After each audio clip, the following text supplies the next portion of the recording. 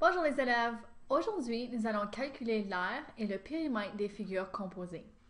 À la fin de la leçon, tu pourras 1. Décomposer une figure composée en rectangle, triangle, parallélogramme, trapézoïde et cercle. Et 2. Résoudre des problèmes qui portent sur l'aire et le périmètre de figures composées. Les tangrammes. Le tangramme consiste en un casse-tête de 7 pièces représentant des formes composées familières et dont l'origine remonte à la Chine ancienne. L'art du tangramme terminé est la somme des aires de toutes les pièces qui le composent. Nous vous invitons à manipuler un tangramme interactif en ligne. Rendez-vous à un des sites suivants.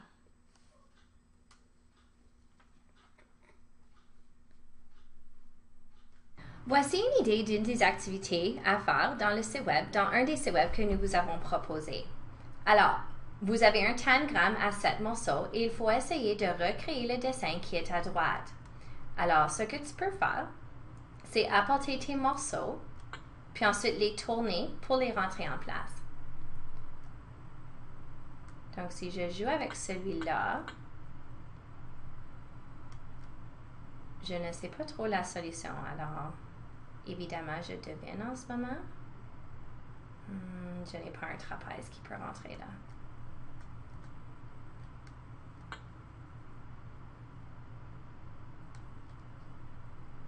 Je vais laisser ce morceau de côté. Puis je vois que celle-là rentre mieux. Peut-être celle-là va aller bien ici.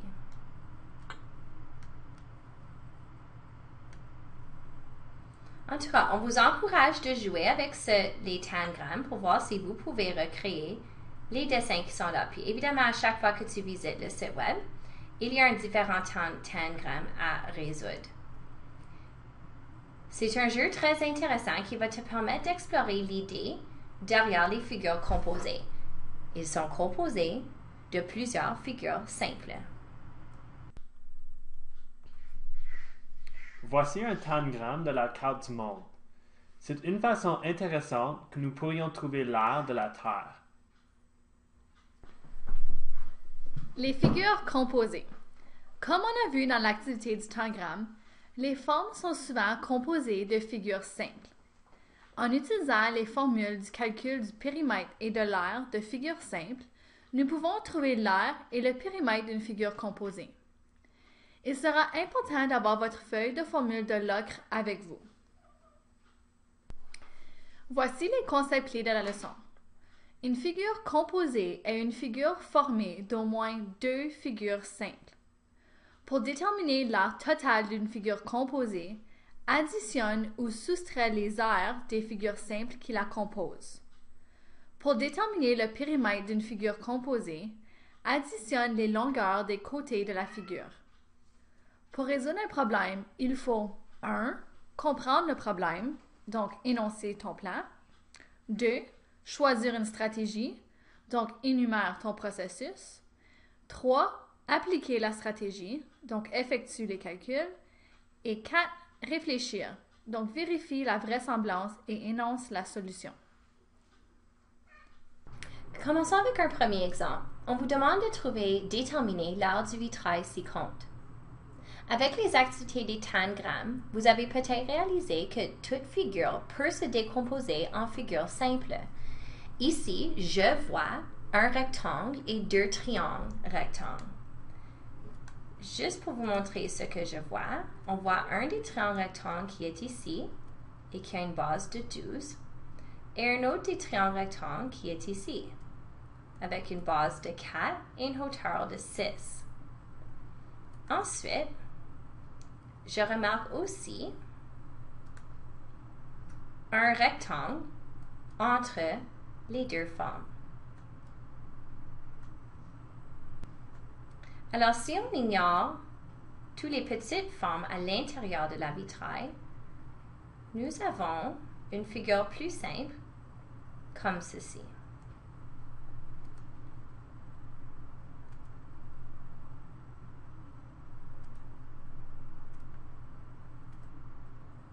Et si je mets mes mesures,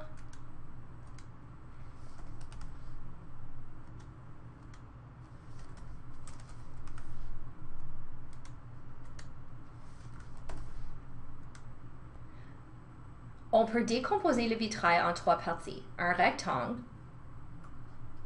et 2 triangles rectangles.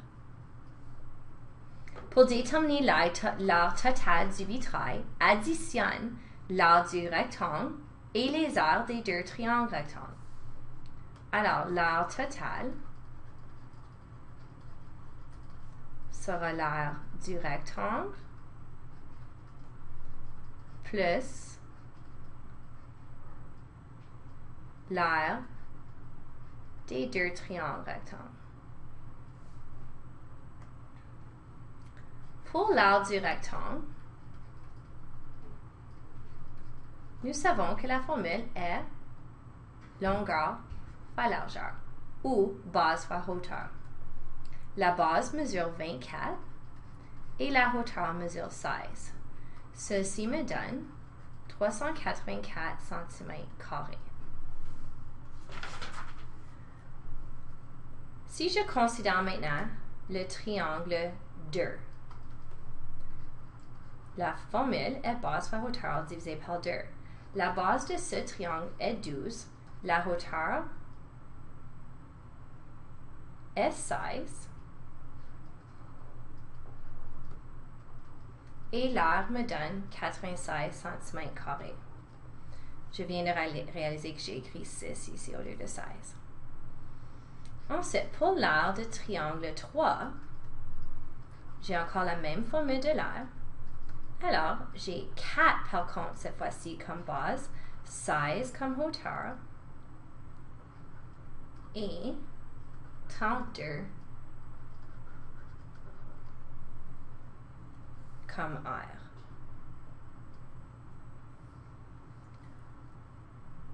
Considère maintenant l'aire totale, qui sera l'aire de figure 1 plus l'aire de figure 2 plus l'aire de figure 3.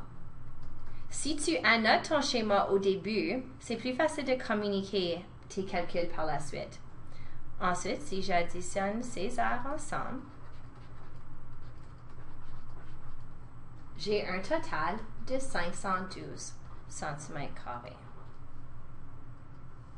Donc, comme phrase complète, l'aire totale du vitrail est de 512 cm².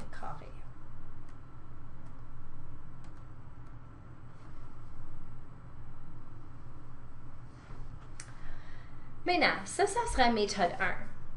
Méthode 2, par contre, si tu réalises que ce vitrail a la forme d'un trapèze, tu aurais pu procéder de la façon suivante. La formule de l'aire d'un trapèze est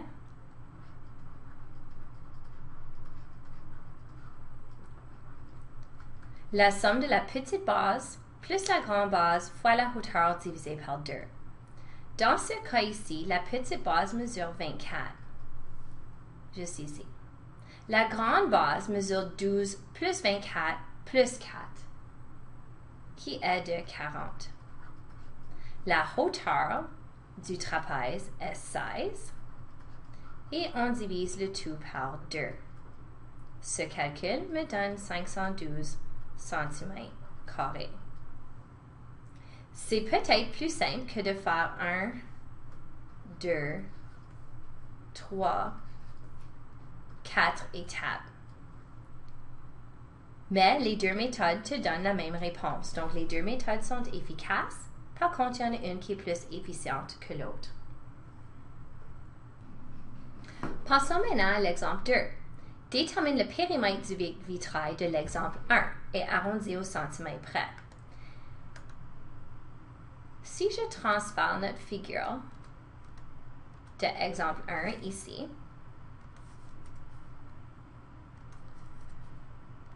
nous pouvons voir que ce que je cherche est le périmètre, donc le contour du vitrail.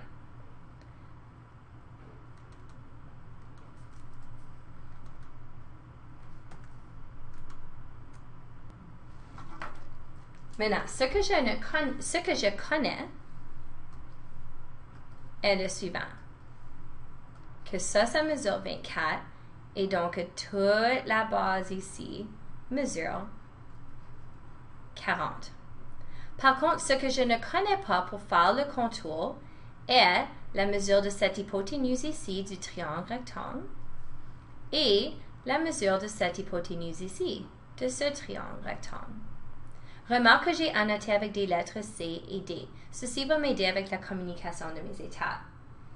Donc, quand la figure est décomposée en un rectangle et deux triangles rectangles, chacun des côtés de longueur inconnue fait partie d'un triangle. Si j'applique le théorème de Pythagore, pour déterminer les deux longueurs inconnues, je pourrais par la suite trouver le périmètre du vitrail. Tout d'abord, nous allons déterminer la longueur inconnue du côté droit, donc C. Alors, je ferai C au carré égale 16 au carré plus 4 au carré. Ce calcul me donne 272. Et la racine carrée me donne donc 16. Environ 16. Maintenant, on sait que ça devrait être un peu plus grand que 16 à cause qu'une de nos cathètes mesure 16.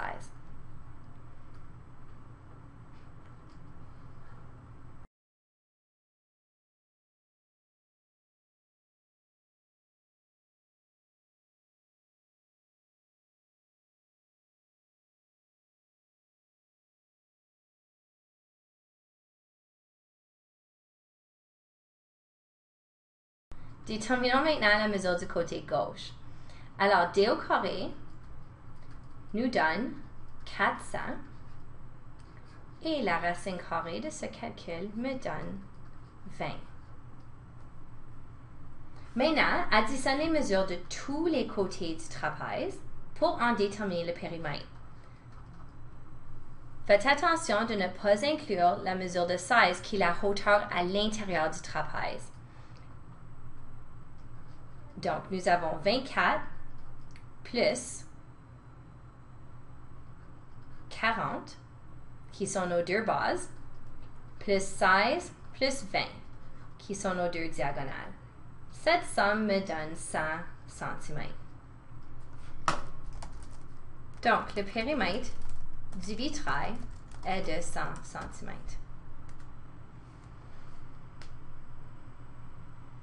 Les deux côtés de longueur inconnue du trapèze mesurent chacun plus de 16 cm. Ainsi, le périmètre total devrait être supérieur à 96 cm.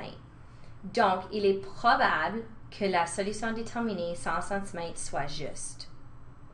Et alors, ça, c'est juste une vérification ou de la vraisemblance de ton calcul. Est-ce que ça fait du sens que la réponse est de 16 cm? Oui, à cause que le périmètre de notre rectangle est de 96. Donc, ça fait du sens que le trapèze est un peu plus grand à cause des diagonales. Le gérant d'un hôtel décide de revoir l'aménagement de son entrée extérieure.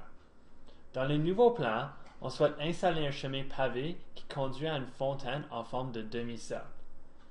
Si l'asphalte coûte 0,25 $ par mètre carré, plus la taxe de 13%, quel serait le coût d'installation de son chemin? Analysons le problème. Il nous demande de trouver le coût de l'installation du chemin. Donc, nous avons besoin de déterminer la surface qui serait recouverte d'asphalte afin de calculer le coût. Ce qui veut dire que nous devons trouver l'aire du chemin. Choisissons notre stratégie. Nous pouvons dessiner un segment de droite sur le bout de la figure pour former le demi-cercle afin de compléter le rectangle. Nous allons calculer l'aire du rectangle, qui est notre première figure, ensuite l'aire du demi-cercle, qui est notre deuxième figure, et soustraire l'aire du demi-cercle du rectangle. Une fois l'aire du chemin trouvée, nous allons calculer le coût de l'installation. Mettons notre stratégie en pratique. La formule pour calculer l'aire d'un rectangle est la longueur fois la largeur. Notez la notation. Nous ajoutons l'indice 1 qui représente l'aire de la figure 1 dans notre schéma. La longueur du rectangle est 5,2 mètres et la largeur est 2,1 mètres. Ajoutons ces données dans notre formule pour avoir A1 égale 5,2 fois 2,1 et A1 égale 10,92 mètres carrés.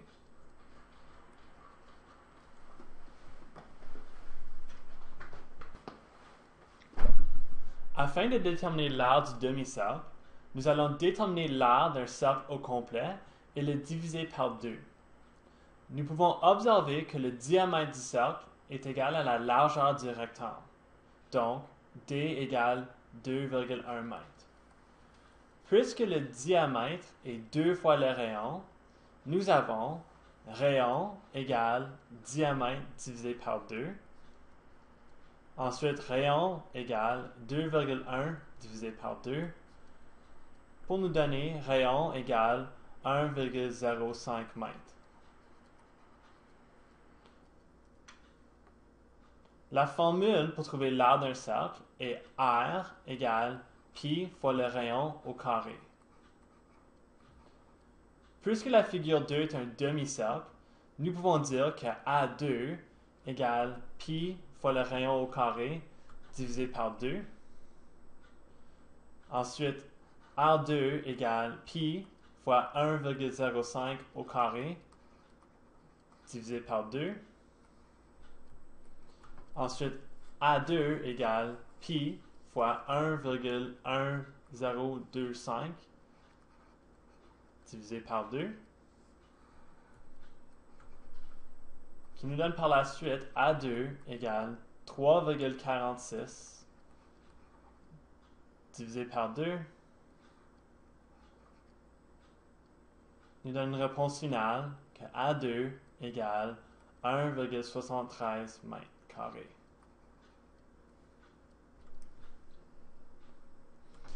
Nous pouvons maintenant calculer l'aire totale de la figure en soustrayant l'aire de la figure 2 de la figure 1.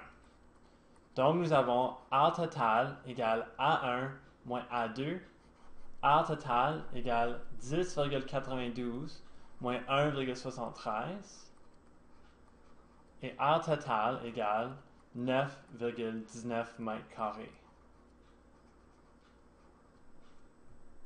La dernière étape de notre problème est de déterminer le coût d'installation. Le coût est de 25 cents par mètre carré ou 0,25 $ par mètre carré. Nous avons 9,19 mètres carrés, donc nous allons multiplier les deux. Le coût, la variable C, est égal à 0,25 fois AT. C égale 0,25 fois 9,19 et le coût est 2,30 $.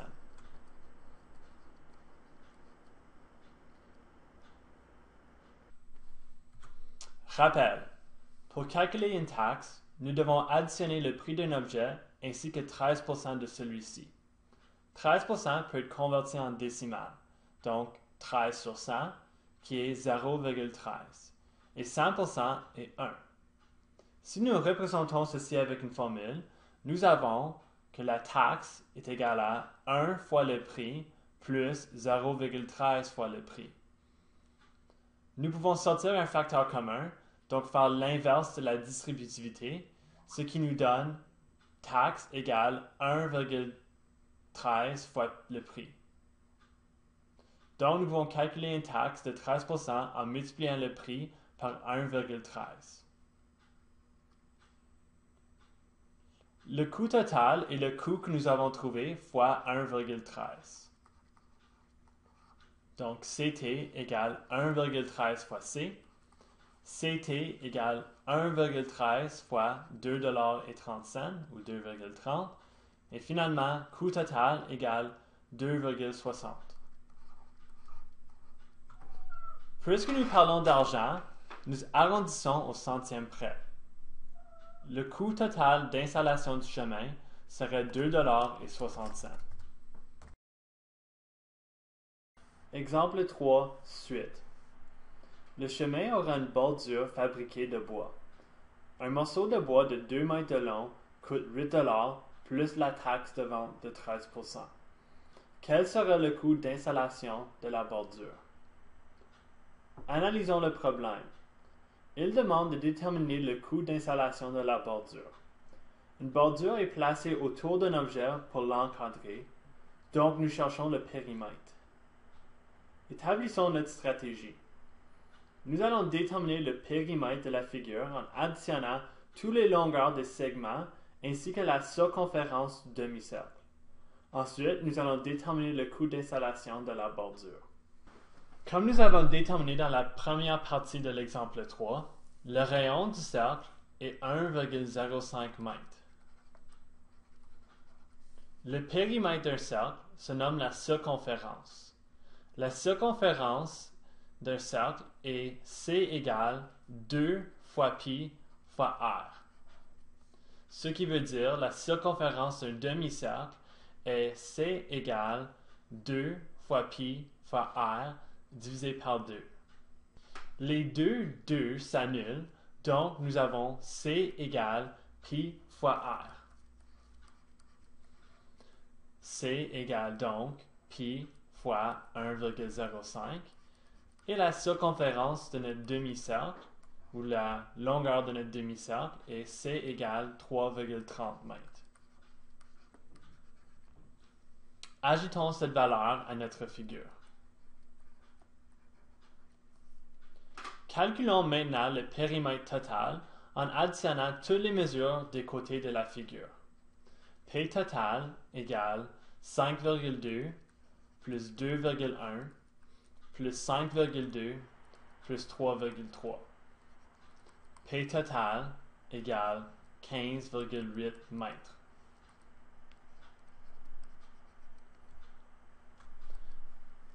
Maintenant, nous pouvons calculer le coût total. Le coût avant la taxe est 8 $ à chaque 2 mètres. Donc, nous avons coût égale 4 $ par mètre.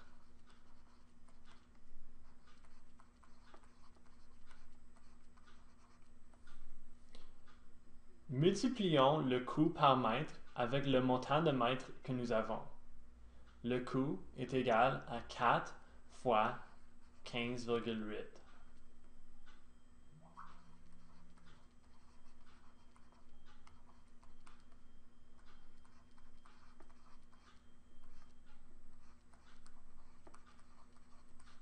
Le coût est égal à 63 $ et 20 cents. Calculons maintenant le coût total avec la taxe. Le coût total est égal à 1,13 fois 63,2. Le coût total égale 71,42.